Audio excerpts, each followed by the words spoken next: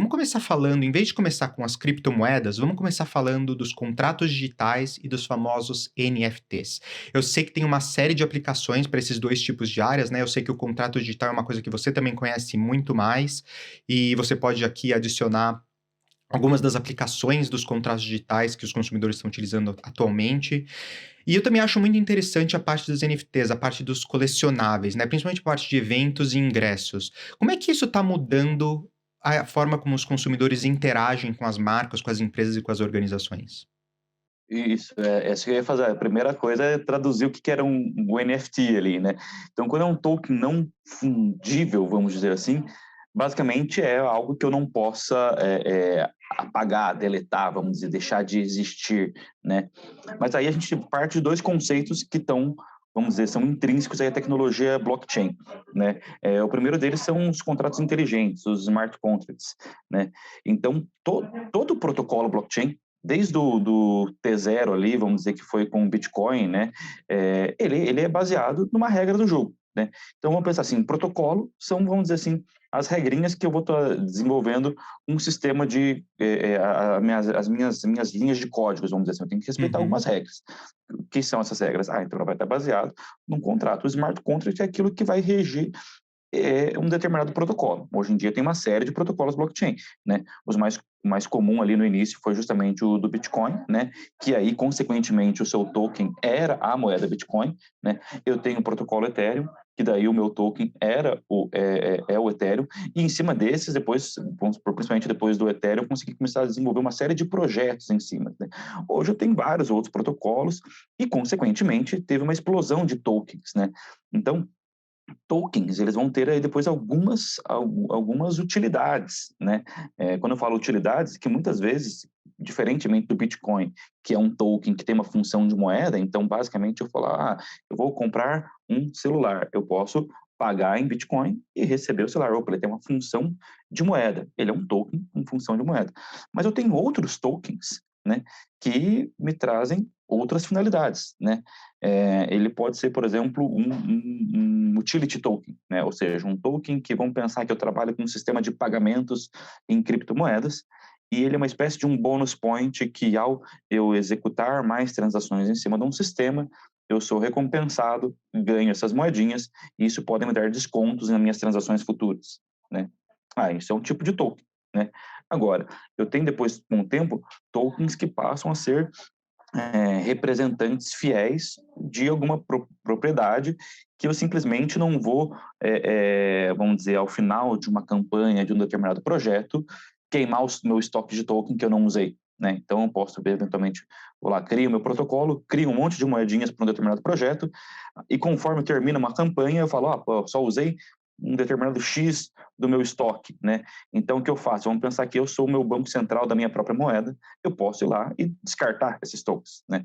Eventualmente, um projeto com NFTs, né, com tokens não fungíveis, esses tokens eles vão ser retratos fiéis dessa propriedade, ou seja, né, eu passo a poder digitalizar, né, ativos que não seriam que seriam só do mundo offline, vamos dizer assim, né?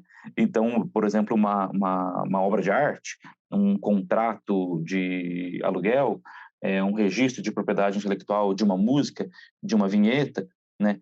Então, isso são coisas que eu tenho elas no mundo físico, vamos dizer assim, por mais que às vezes um contrato é algo conceitual, mas ele hoje eu vejo ele como um papel, né?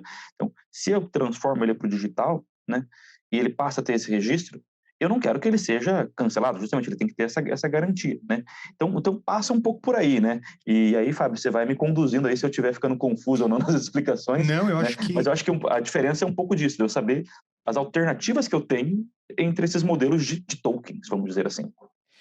sim, eu acho que os consumidores eles estão preferindo os contratos digitais, né, pelo fato deles serem mais simples, o fato também deles serem mais econômicos, né, porque você não tem que pagar todas aquelas taxas e impostos que normalmente você precisa pagar sobre um contrato tradicional, e o fato também deles estarem ali escritos, permanentes, né, ele poder ser validado por todas as pessoas que estão naquela tecnologia. Então, que nem você falou, ser um contrato baseado em Ethereum, algumas pessoas conseguem olhar ali aquele código e saber que isso pertence ou que isso faz referimento a alguma coisa, né, tá escrito naquele código. E você consegue ter aquilo escrito na forma de um contrato digital que todo mundo consegue ver e consegue validar. Eu acho que isso é uma grande coisa. Mas uma das coisas que eu vejo também, eu tenho visto, além das aplicações dos contratos digitais, é principalmente na indústria da moda ou produtos de luxo, produtos que são exclusivos ou únicos, por exemplo. Então, ano passado, quando eu fui para a Geórgia, tinha uma empresa, uma startup, que era basicamente era uma startup que pegava vinhos da Geórgia, né? Obviamente que nem todo mercado de vinho tem alguns vinhos que são premium, então ele pegava aqueles vinhos premium da Geórgia e ele criava um token individual para cada um daqueles vinhos. Então, da forma que quando você tinha um consumidor, né, quando eles faziam uma venda, então o consumidor ou a pessoa que comprava, ela ganhava não só o vinho, né, o produto físico que você podia beber, mas também um token que te dava a propriedade daquele vinho.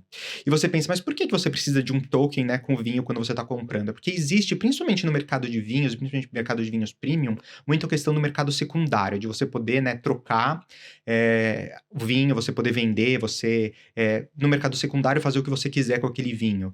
E você ter um documento, alguma coisa que comprove no mercado secundário que você é o proprietário daquele produto e rastrear toda a cadeia, e a comprovação da propriedade, né, deixam aquele item também mais valioso. Então eu acho que é interessante o que eles estão fazendo muito nessa área de produtos que são únicos, exclusivos e produtos de luxo.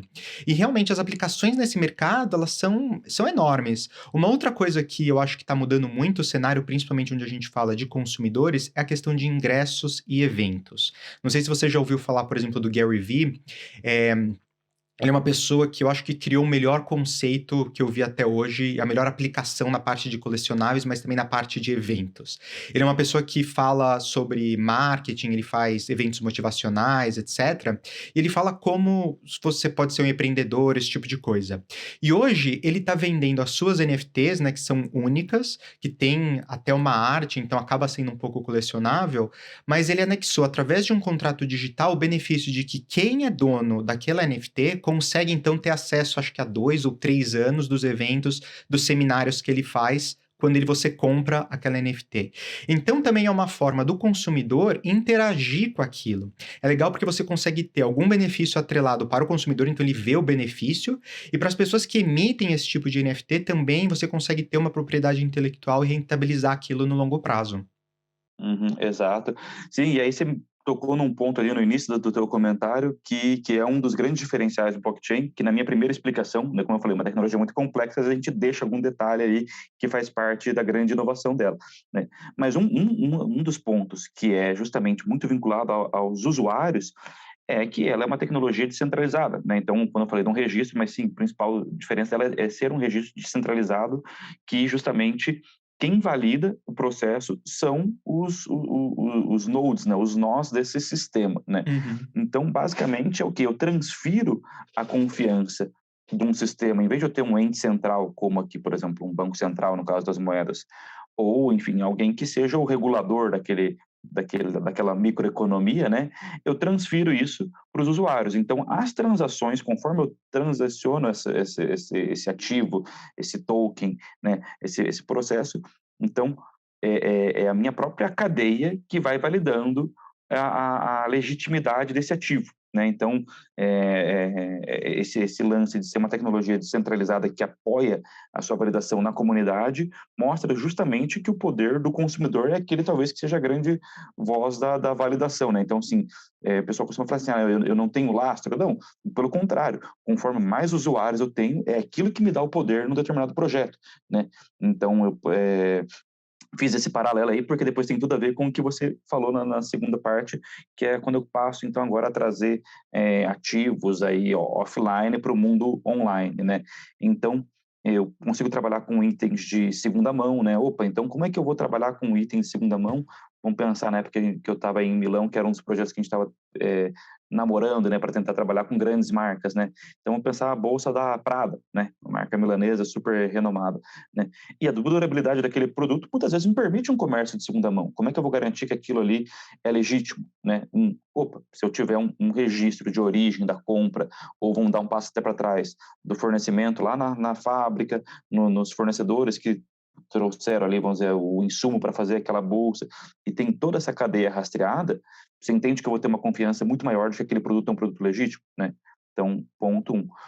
ponto 2, né, que é onde desde lá alguns anos atrás, a própria NBA já estava trabalhando com isso também, de eu ter, por exemplo, eu compro uma camiseta do meu time de basquete, né, e você falou assim, fazendo um paralelo até com os ingressos, né, e aquilo me dá direito ao quê? De acesso aos jogos do meu time do coração, ou de acesso a locais específicos para clientes VIP, né, então eu consigo ter acesso a um e-commerce, alguma coisa assim, né.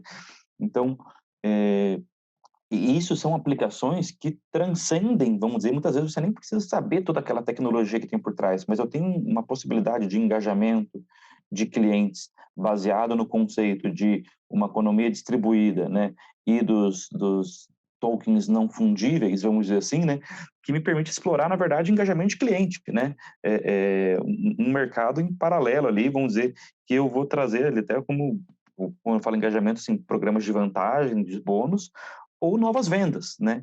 E por aí vai. Então, sim, de fato, esse é um segmento muito interessante, né? E que toca também parte de contra a falsificação e etc., que é uma dor muito grande também dessas grandes marcas aí, né? Então, é um uso muito interessante.